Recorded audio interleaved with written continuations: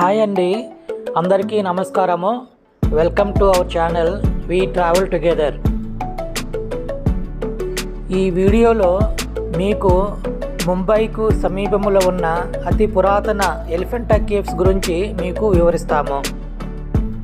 మేము కుర్లా రైల్వే స్టేషన్లో local train ఎక్కి ఛత్రపతి శివాజీ టెర్మినస్కు చేరుకున్నాము.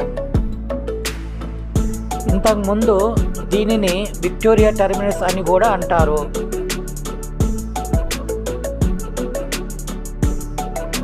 అక్కడ నుంచి గేట్వే ఆఫ్ ఇండియాకి బస్సులో వచ్చాము. గేట్వే ఆఫ్ ఇండియా చేరుకొని అక్కడే ఒక్కొక్కరికి 260 రూపాయల టికెట్ తీసుకొని ఆగ్నేయ తీరం నుండి 10 కిలోమీటర్ల దూరంలో ఉన్న ఎలిఫెంటా గుహలను ఫెర్రీ ద్వారా చేరుకోవాలి. బోట్లో డెక్ మీదకు వెళ్ళాలంటే 10 రూపాయలు అదనంగా చెల్లించాలి.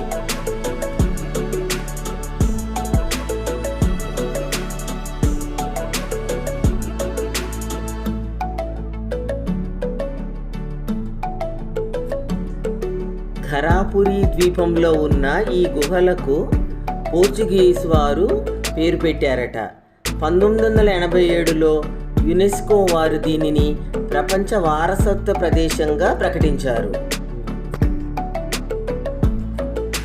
సముద్రంలో గంటసేపు ప్రయాణం ఆహ్లాదకరంగా ఉంటుంది. ఆహారం వేస్తుంటే మనకు అతి దగ్గరగా ఎగిరే పక్షులు సీగల్స్ చూడముచ్చటగా ఉంటాయి.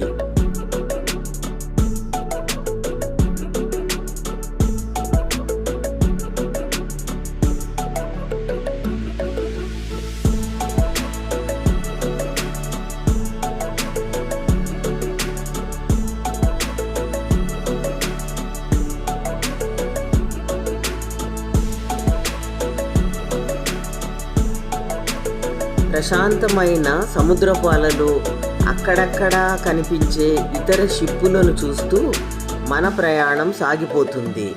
ఫెర్రీలోనే టీ అండ్ స్నాక్స్ సౌకర్యం కూడా ఉంది.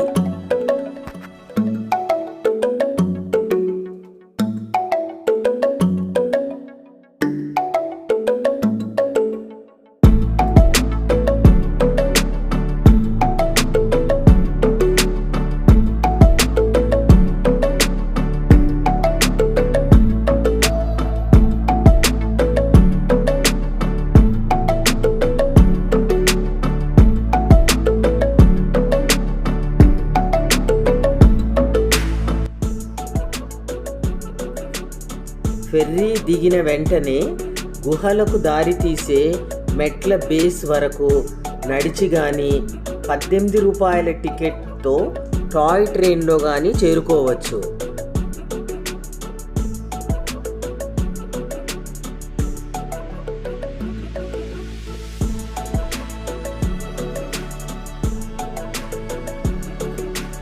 అక్కడ పంచాయతీ వారి టికెట్ 5 రూపాయలు చెల్లించి 120 మెట్లు ఎక్కుతూ ఈ ఎలిఫెంటా గుహలను చేరుకోవాలి. నడవలేని వారి కోసం చైర్ డోలీ సౌకర్యం 2000 రూపాయలకు వినియోగించుకోవచ్చు. మెట్ల దారి పొడవున మెట్ల కిరుపక్కల అనేక రకాల సావనీర్ స్టాల్స్, ఆహార పానీయాల రెస్టారెంట్లు అత్యంత ఆకర్షణీయంగా కొలువుదీరి ఉన్నాయి. దారి పొడుగుతా పిల్లకోతల ఆటపాటలు మనల్ని ఉత్సాహపరుస్తాయి.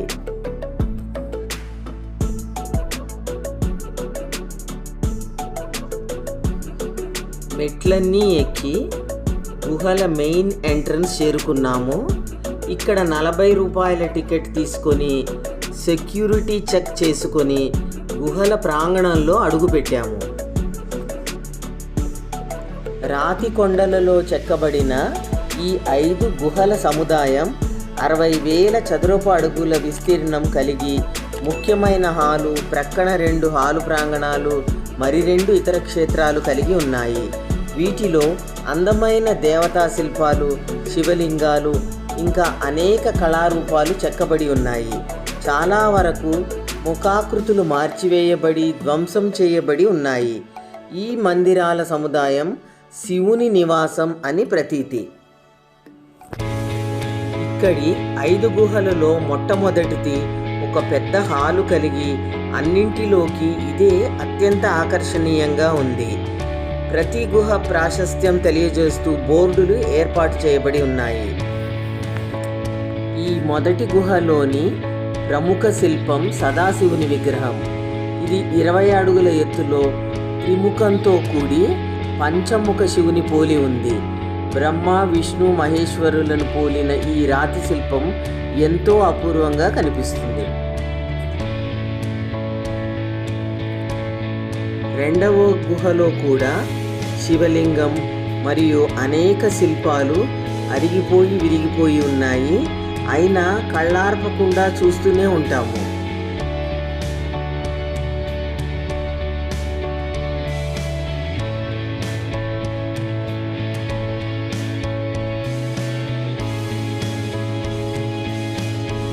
మూడవ గుహలో శివలింగంతో పాటు అటు ఇటు ఖాళీ గుహలు అప్పటి ప్రజలు నివాసం ఉన్నారా అన్నట్లుగా ఉన్నాయి.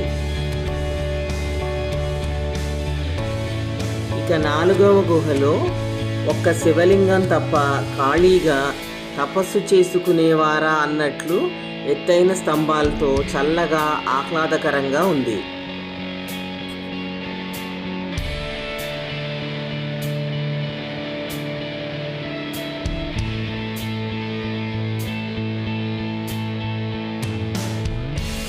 చివరిదైన దూరంగా ఉన్న 5వ గుహలో విశాలమైన లోతైన ప్రాంగణంలో శివలింగం అప్పటి పూజలకు ప్రతీకగా నిలిచి ఉంది. చుట్టూ అనేక చీకటి గుహలు మనల్ని ఆశ్చర్యానందాలకు గురిచేస్తుంది.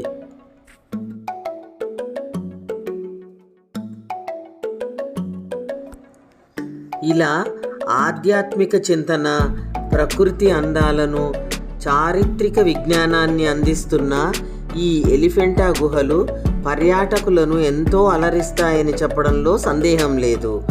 సో ఇంత అందమైన గుహలను జీవితంలో ఒక్కసారైనా చూడాలి కదా మరి.